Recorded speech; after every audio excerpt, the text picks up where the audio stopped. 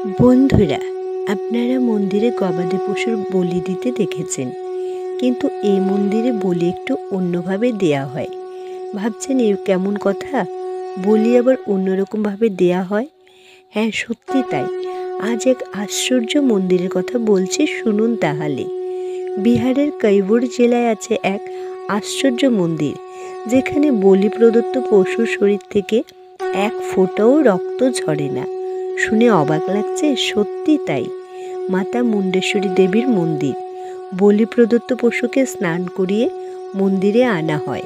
এরপর পশুটিকে দেবী মুণ্ডেশ্বরী মায়ের পায়ের কাছে শুইয়ে দেয়া হয়।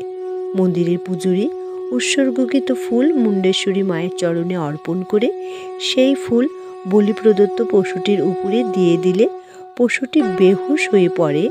দেখলে মনে হবে পশুটি মৃত। পশুটির শ্বাস প্রশ্বাস চলাচলও বন্ধ হয়ে যায়। কিছু সময় পশুটি মায়ের চরণে শুয়ে থাকার পর পুরোহিত পশুটির শরীর থেকে ফুল উঠিয়ে পুনরায় পশুটির শরীরে দিলে নির্জীব পশু আগের মতো সজীব হয়ে যায়। এতে বলির প্রক্রিয়া ও প্রথা পুরো হলো, আবার অবলা জীবটিকে মরতেও হলো না। মায়ের অপার মহিমা।